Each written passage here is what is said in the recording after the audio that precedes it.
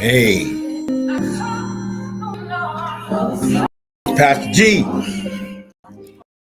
and I'm also on TikTok as well. Let me say something to our black race of people. Uh, I'm getting ready to golf a bit on today as well. I'm gonna golf again tomorrow, but I want to just come to the black people. I'm so glad that the young lady that remember Marvin Winans church did come on and try to bring some clarity to what had recently been said about that incident because uh, all these non-church goers and the hate the church and as well as the preachers was jumping on I'm trying to turn this down that was this situation and because they was looking for anything to be critical toward the church. And it disturbed me when there are some Christians that was jumping on as well without knowing the whole scenario of what really was happening in that particular church. They tell me a person is innocent until they're proven guilty. And a lot of us are so easy to be reactors. And we as believers was taught to become prayers. We pray for if one of our brothers or sisters that do something that is out of character, we pray for them. The strong bear the infirmities of the weak. And I'm so thankful that Jesus does not treat us like we treat one another. And I'm glad for you. And I'm still disturbed. I said this. Why would someone in the church deliberately um, take a video and then send it out knowing that it was going to cause some controversy in your church without knowing that people look for any little thing to come up against the church? Nobody posted out of all the souls that have been delivered and saved that perfection church ministry, and those that said that you were going to cuss the man of God out. Where's the respect? And we wonder why our children don't have no respect for leadership or authorship. All of us are human that's in leadership will make some mistakes. We'll do some things that we wish we could have done a little differently. And like I said, that one day that Jesus, 70 people left him at one time because they didn't like his words. And he looked at the other boys and said, well, you and Peter said, Lord, whither shall we go? You have the words to eternal life. And a lot of us allow a word to cause you to, this to a person, a man of God that's trying to do the will of God. You don't know what was happening, why they was in that particular setup. The autonomy of the church give the pastor that right if his members can understand that and they work with it. It's just like somebody trying to tell you how to run your house and they don't pay the house note, and they don't have a home of their own. You'd be surprised at the very people that got on that was saying what they saying. They really trying to get ratings to get paid for TikTok and Facebook.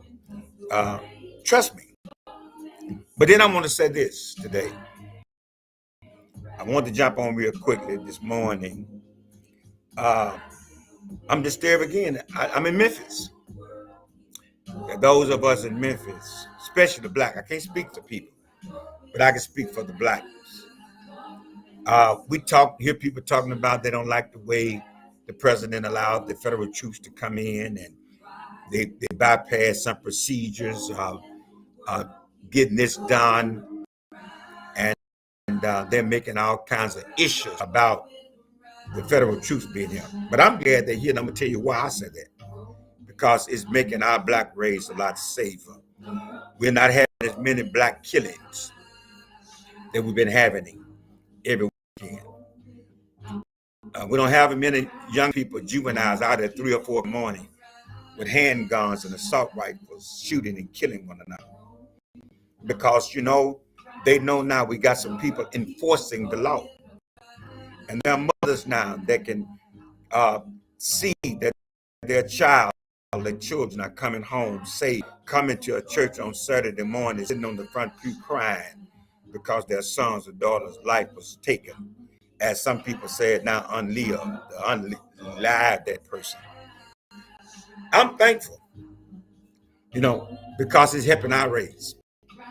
We had people that in Memphis, and these people that are saying this, talk about they're outside trying to, with assault rifles, outside your home or whatever, your neighborhood. But what about the young people that was breaking in cars and then standing in front of your house with assault rifles pointed up at your Ring camera, daring you to come outside or open your door without them taking your life? What about that?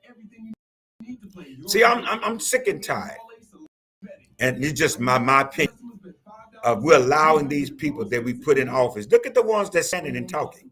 They don't speak for me. Don't speak for me. And then a lot of these people that we put in position, this shouldn't be a surprise to them that this was going to happen, because they're supposed to be working close with the governor to inform us of things that was getting ready to come down the pipe. But we only them as opportunities. When things occur, that's when they show up, speak in front of the camera, And we ought to get sick and tired of it now. We need to quit putting people in position because they have our complexion. We need to be able to put the best qualified person in position. I'm glad that God did not allow Saul look like a king. They was tall and robust, you want to say. God saw the best qualified person was a shepherd boy out in the field mending the sheep.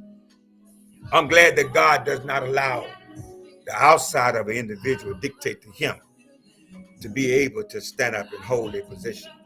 He doesn't work like that. Look what he did for Paul. Yes, Paul was an intellectual, intelligent, spoke 7 languages fluently. But God saw something in Paul that others didn't see in him. Thank God for Barnabas, a black man, a black African. Thank God for him that invited this persecutor to come to his church and told those that in his church, you're going to sit down and listen to him, because he had been converted. God said he was a chosen vessel to him. My brothers and sisters, it's us to quit being selective with those who stroke our egos and those who lift us with our egotistic minds, to be our homeboys and those in our inner circle. We got to be, as Dr. King, he was dialectic. He was able to sit down at the table with Slick and the Invaders and then give his philosophy. And they saw what he was about and they joined him. Are you dialected enough? No. We have our people. As we sit around our self-made aquariums of fish that we put in our tank, and those who we try to minister to, we overlook those who actually need our help. My brothers and sisters, it's time now. It's time now.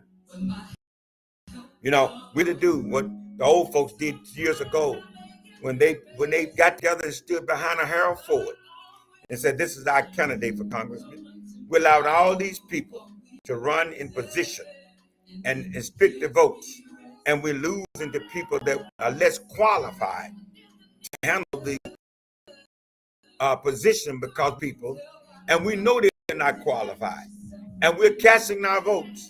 And then once they get in office, now we're complaining. Well, you cast the vote. It's who you voted for. So now you got to settle with it. It's time out, y'all. You don't have to like it. If I offended you, well, good. Come a time now. It got to stop. If it don't stop, it's going to get worse before it get better. Hey, this Pastor G on this Wednesday morning. Just dropping a thought out there. I pray that I've said something that would open your eyes. We got to come together as a group. Yes, you have your own opinion. Yes, you have your own way of thinking. But we ought to be able to come down at the table and then leave out as the agreeable body that this is going to be best for our city. We got a man that's our superintendent doing a great job. And yet you got others that can't even say something good about what he inherited to try to shame on you. I was in the district. I saw 2,000 people lose their jobs. I saw that people said to them, you only got a few minutes to put your stuff in the bag and get out that door. And these people had worked in the district for years, and yet they treated them as though they was nobody. I saw that. I witnessed that. I saw them crying. Yes, when the county came in, I saw the very people that's talking now. They sat there and allowed the charter to be taken away because they gave it up. It was them that was saying, that's the best thing that can happen to us. Yes, it was. You said it was. Was it? Because the same we thought we can work with, we thought there's going to be in this connection, but it's still a heterogeneous personality because they went out and started their own municipal school district. Collierville, $70 million.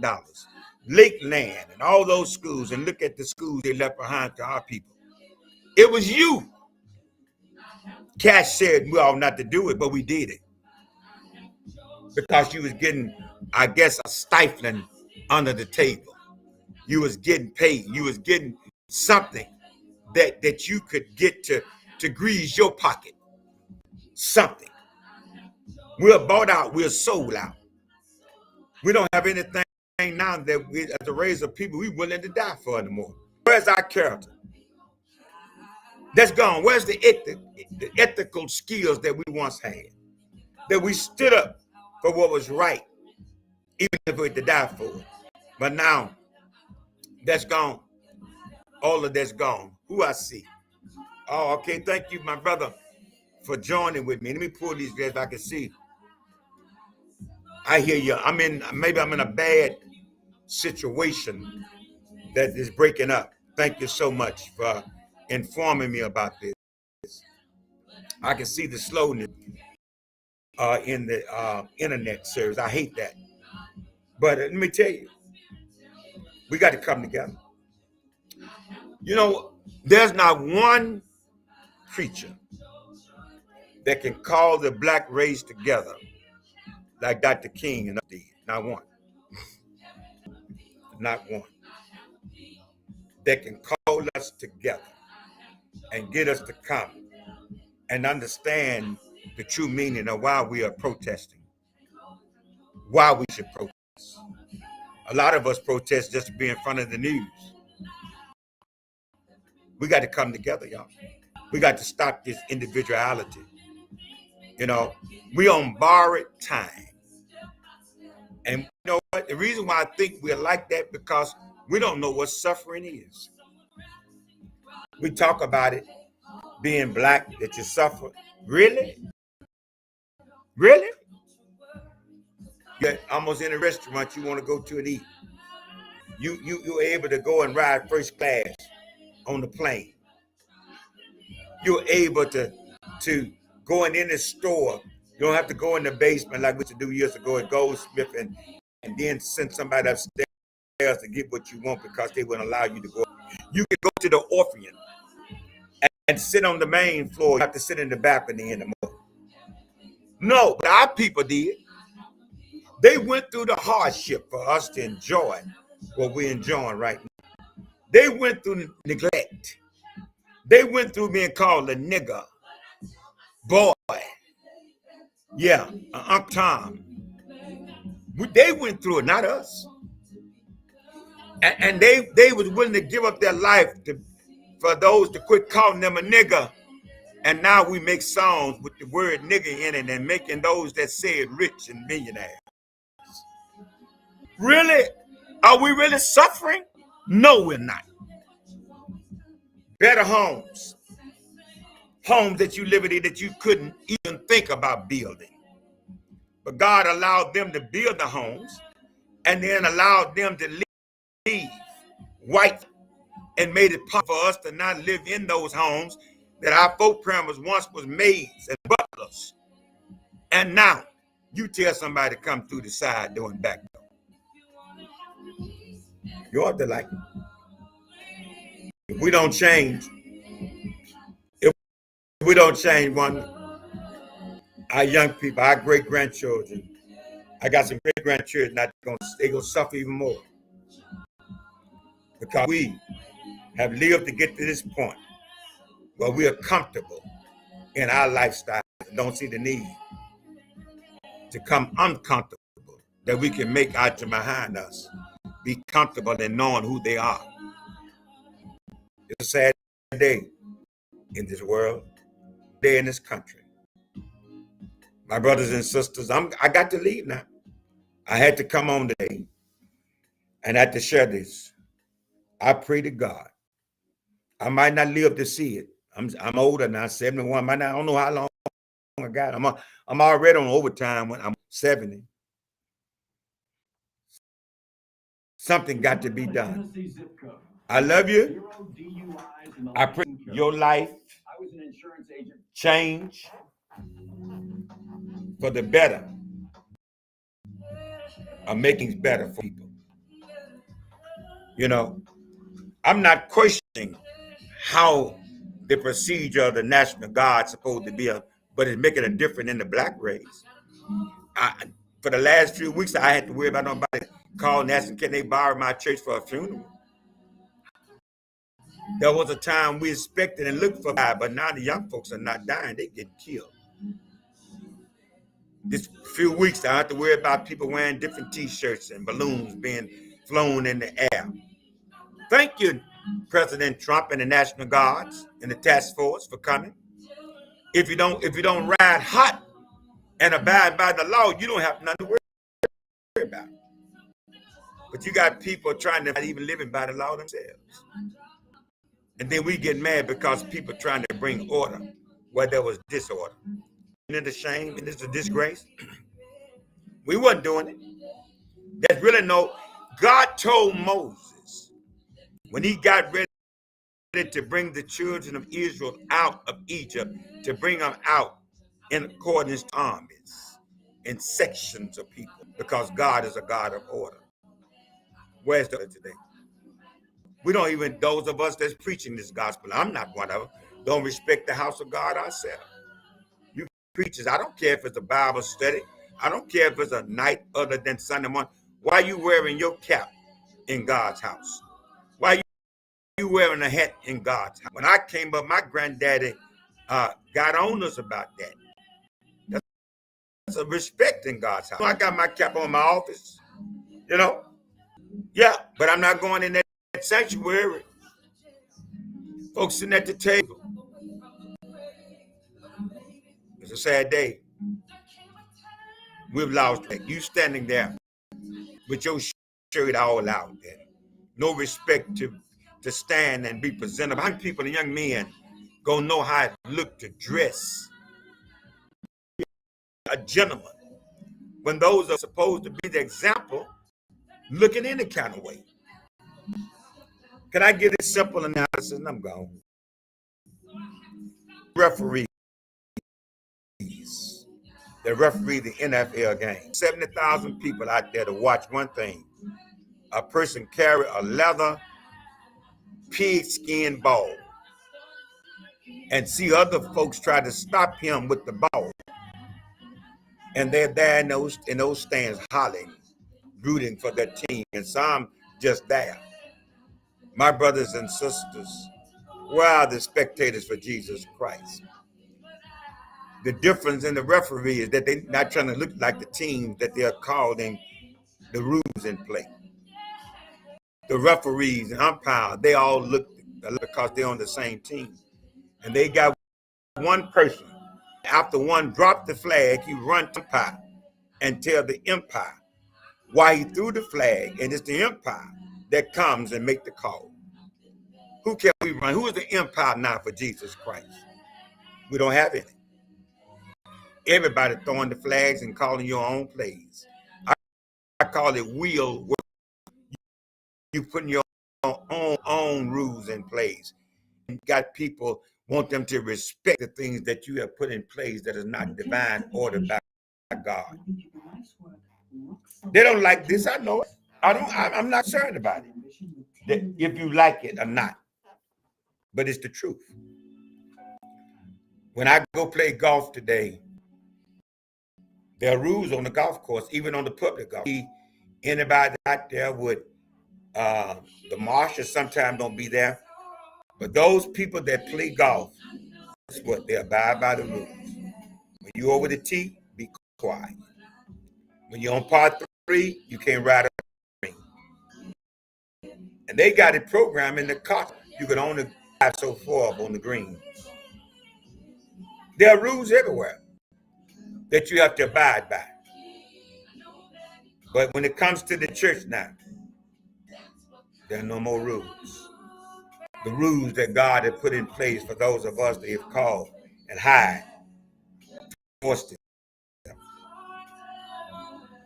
We have gone contrary to those rules. Well, hey, Pastor G, I'm out of here. I love you. I pray that God continually keep you. Hey, Sister Macon, Baltimore, God bless you. Listen, I love y'all. But somebody got to say what others are afraid to say because you're afraid you're going to lose some people. You know, I keep saying this. Be mindful of the folks who are attached to you rather than those who are assigned to you. Those who are attached to you, they're only there. It's they go their way. But as soon as they don't go their way, they're going to get unattached to you because they was only there attached because of what you can do for them. Jesus told them, some of you all following me because you remember the fish and bread that I fed you a few days ago. But they was not assigned to him. They was attached to him. I got to go. Hey, this Pastor G, I'm out of here. God bless you. And God keep you.